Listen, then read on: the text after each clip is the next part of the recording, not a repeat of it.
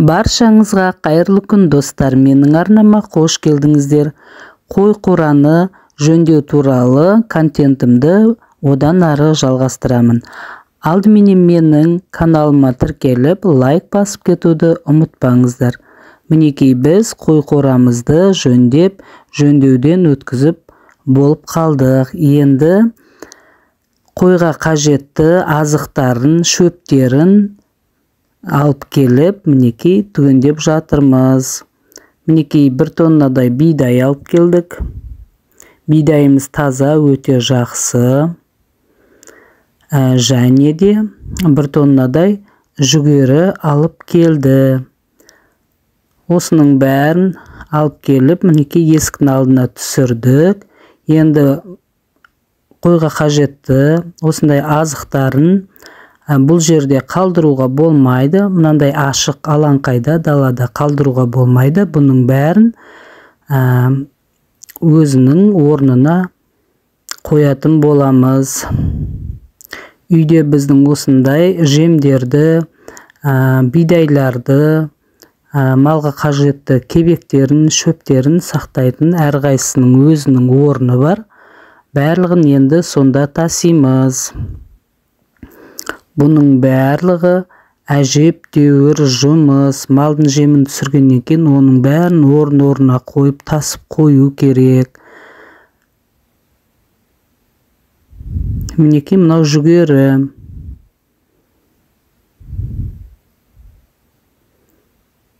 Барлығын өзінің орнына тасимыз. Мінекей міне жаңбыр тимейтін беседканың астына мінекей жүгерінің бәрін тасып қойып жатырмыз.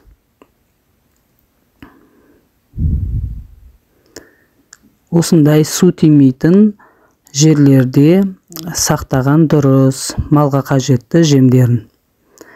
Өткенде айтқан болатынмын, осылай біз қораның арғы дуалдарын бәрін жақсылап, ақтап, әктеп шығамыз деп.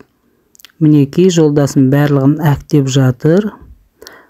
Бір қайтара әктегенге мінекей жақсы көрінбей жатыр дуалдарымыз. 2 рет, 3 рет қайтара ақтап шығатын болады. Кішкене ғана қой қораның өзі мінекей қаншама жұмыс жасауды қажет етіп тұр. Бұлай көзге кішкентай ғана болып көрінгенменен бұған қаншама еңбек жұмсадық, қаншама ақша жұмсадық. Қой қораның осындай әдемі, әрі жайлы, әрі мықты болып шығу үшін осыншама еңбектер жасалынып жатыр. Бір шетінен осылай ақтап тазалап қойсақ, дезинфекция болады.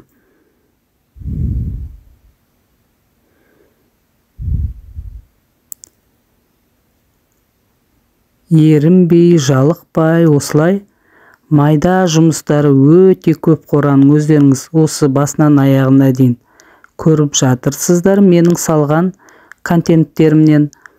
Осы кішкене ғана қораны жасау үшін қаншама еңбектер жасалынып жатыр.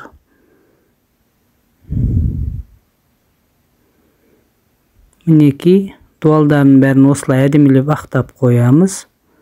Қорамыздың есіктері осылай ашылып, осылай жабылады. Мінекей ашып жауып көрсетіп жатырмын есігін.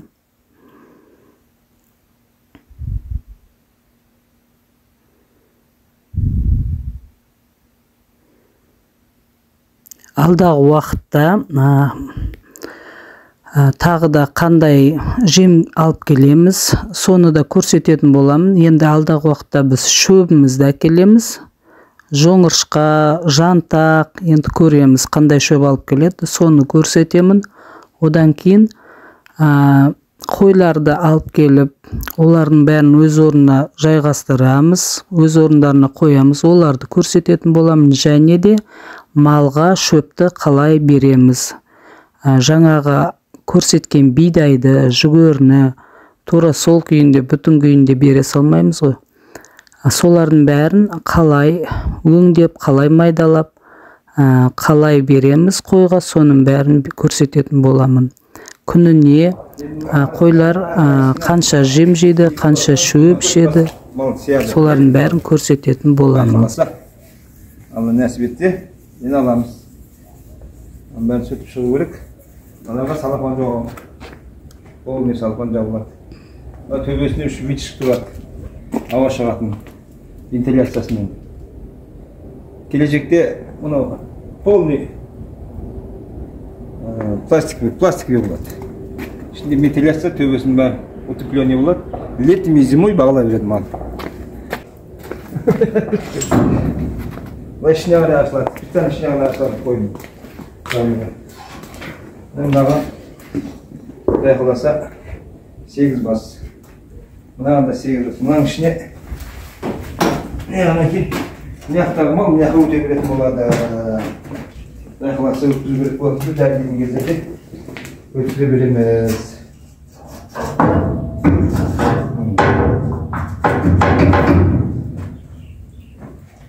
Мына жерге вытяжка тұрады. Мынаған тұрады вытяжка, анаған тұрады, мына шеттесіне тұрады. И мынаның жері полный утепление тастайды. Летний зимой болады. Мынаған өте береді, мал өткізе береміз. Мынаған өте береді.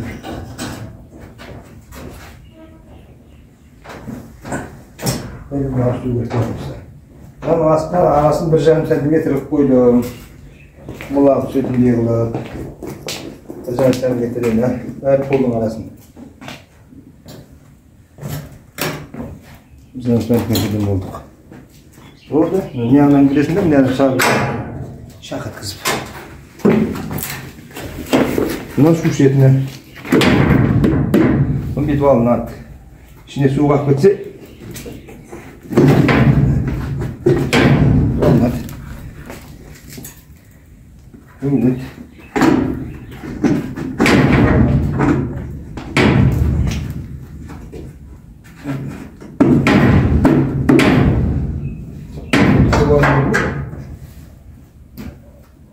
mына жерде құдай қаласа шөп турайды оннан. Мына мынаны қоямын. Қаптап өжек тұрады шөп. Жемхана мына аяқта. Келесі жылы құдай қаласа менен есік қалдырамын. Есік істейді. Жемхана отдельный. Жөнді жемдерін көрсетіп жіберейін.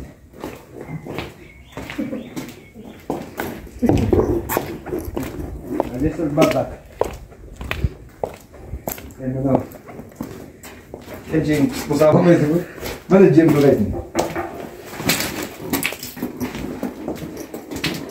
Мына астында бидай тұр. Міне 1,5 тоннадай бидай. Мына жем турайды міне.